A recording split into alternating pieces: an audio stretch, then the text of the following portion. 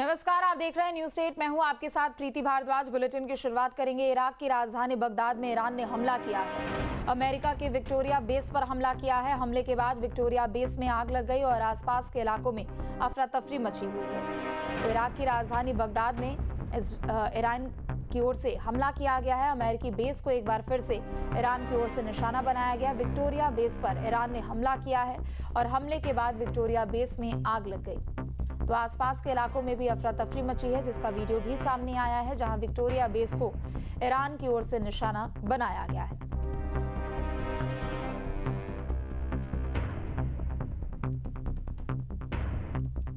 तो हमले के बाद विक्टोरिया बेस में आग लगी है। बड़ी खबर आपको बता दें, ईरान की ओर से इराक की राजधानी बगदाद में हमला किया गया है और विक्टोरिया बेस को निशाना बनाया गया है। हमला करने के बाद बेस पर आग भी लगी है। तो वहीं तेल अवीव में ईरान ने हमला किया है। बैलिस्टिक मिसाइल से तेल अवीव को निशाना बनाया गया है। मिसाइल हमले के बाद जोरदार धमाका हुआ है। तो इजराइल के तेल अवीव में ईरान की ओर से एक बार फिर से हमला किया गया है और इस बार बैलिस्टिक मिसाइलों से तेल अवीव को निशाना बनाया गया है। मिसाइल हमले के बाद जोरदार धमाका भी हुआ है।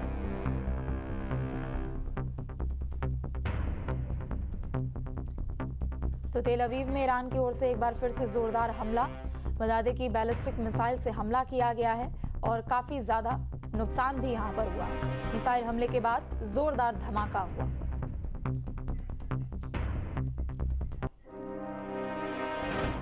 मिडिल ईस्ट जहां इस वक्त सिर्फ जंग नहीं बल्कि दुनिया की सबसे बड़ी समुद्री नस पर भी लड़ाई लड़ी जा रही है। सिर्फ 33 किलोमीटर चौड़ा एक रास्ता, लेकिन इसी रास्ते से गुजरता है दुनिया के तेल का करीब 20% हिस्सा। नाम है स्ट्रेट ऑफ हॉर्मुज। आज यही हॉर्मुज मिसाइलों की गूंज, ड्रोन की भनभनाहट और युद्ध पोतों की गर्जना से कांप रहा है। एक तरफ अमेरिका के राष्ट्रपति डोनाल्ड ट्रंप जंग को निर्णायक मोड़ देने की तैयारी में है, तो दूसरी तरफ ईरान भी पलटवार से पीछे हटने को तैयार नहीं। अमेरिका ने जब अपनी सबसे ताकतवर फोर्स मिडिल ईस्ट की तरफ रवाना कर दी है, लेकिन इसी जंग के बीच एक कहानी और भी है, और वो कहानी है भारत की ताकत की।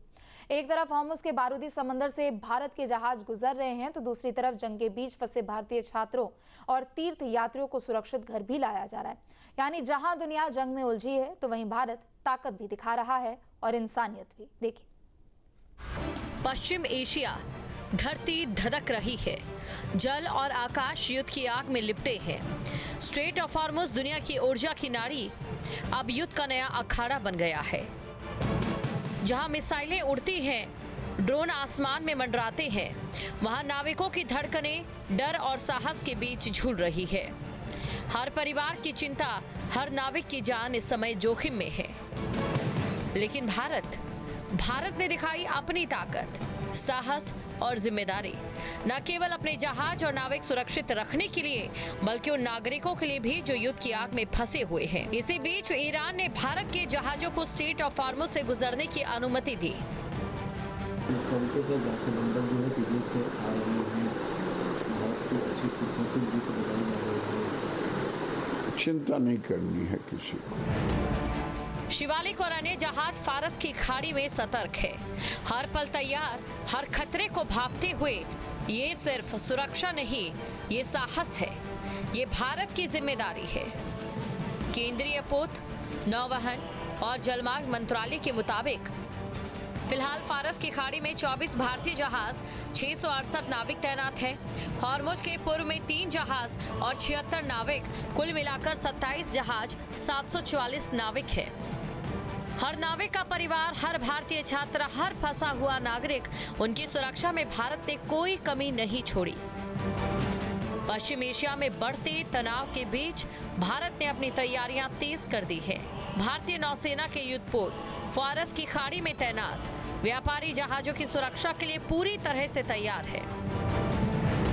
ईरान का कहना है कि भारत की ओर आने वाले जहाजों को स्ट्रेट ऑफ हॉर्मुज से सुरक्षित रास्ता दिया जाएगा।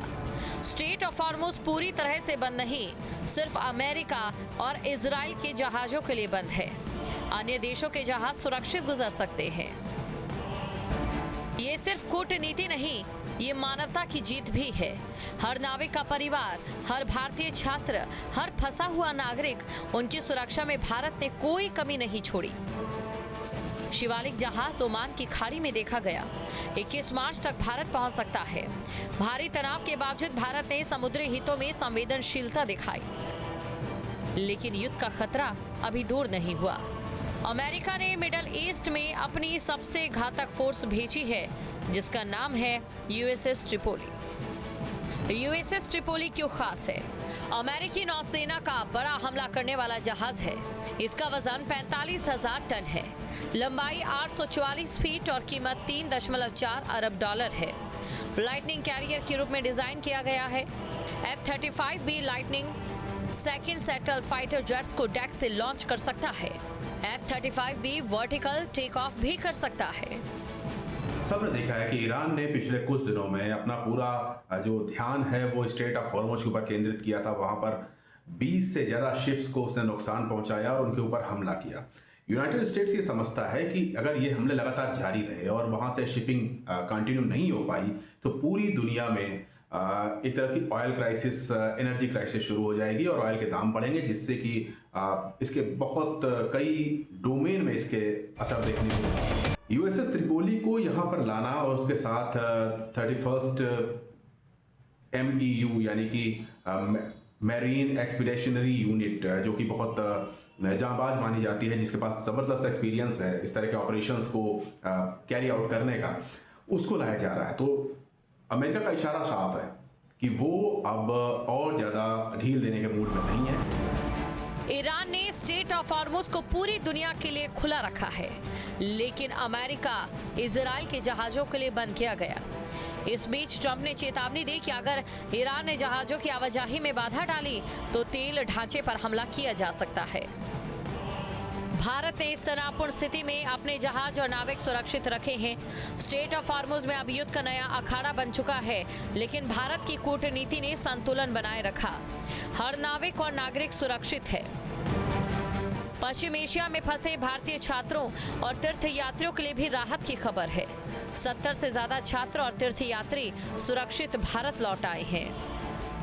तो भारत सरकार ने पहले स्टूडेंट्स को रिलोकेट सेफर जगहों तक किया, जिसमें तेहरान है, जिसमें आर्मीनिया है, या जिसमें आर्मीनिया बॉर्डर के आसपास है, या जिसमें अजरबैजान बॉर्डर है, उसके आसपास पहले स्टूडेंट्स को रिलोकेट किया गया ताकि उनको सेफ वहां पहुंचाया जाए। तो उसके बाद आज पहला इवैक्यूएशन ऑपरेशन लॉन्च किया गया, जिस इवैक्यूएशन ऑपरेशन में 70 के आसपास स्टूडेंट जो है भारत वापस लौट रहे हैं Indira Gandhi national airport terminal 3 पे।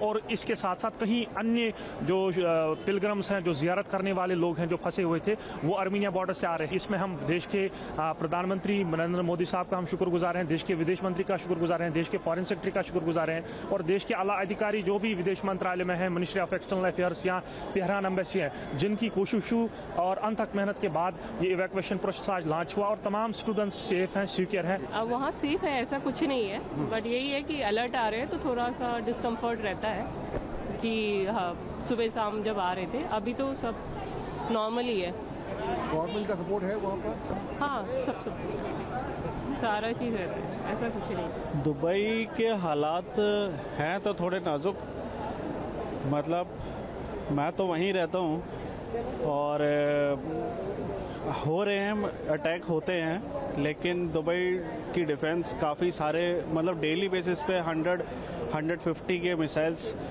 इंटरसेप्ट होती हैं, तो डिफेंस वहाँ की बहुत स्ट्रॉन्ग है। तो ना ऐसी कोई इंजरी हुई है अभी, इतनी ज़्यादा कोई ऐसी कोई इंजरी भी नहीं हुई है, तो है अभी है, लेकिन सब नॉर्मल तरह से चल रहा है। बाहर से लगता है कि बुरे हालात हैं, बाकी वहाँ की जो सरकार है इंडियन लोगों के लिए या अदर कंट्री के लोगों के लिए माहौल ठीक है, इतना बुरा नहीं है। हाँ, पूरा गवर्नमेंट का पूरा हेल्प है, किसी सिविलियन को, किसी को कोई ऐसी परेशानी नहीं है। लंबे तनावपूर्ण सफर के बाद छात्रों के चेहरों पर मुस्कान, आंखों में राहत है। ये केवल एक वापसी नहीं, ये भारत की जिम्मेदारी और मानवता की जीत है। हर प्रयास और हर कदम ने ये सुनिश्चित किया कि नागरिक सुरक्षित रहे। युद्ध की आग, मिसाइलों की बौछार, जल जमरूद्या का संकट, लेकिन भारत शांत, ताकतवर और मानवता के लिए खड़ा है। नौसेना की ताकत, कूटनीति की चतुराई, नागरिकों की सुरक्षा, यही असली शक्ति है।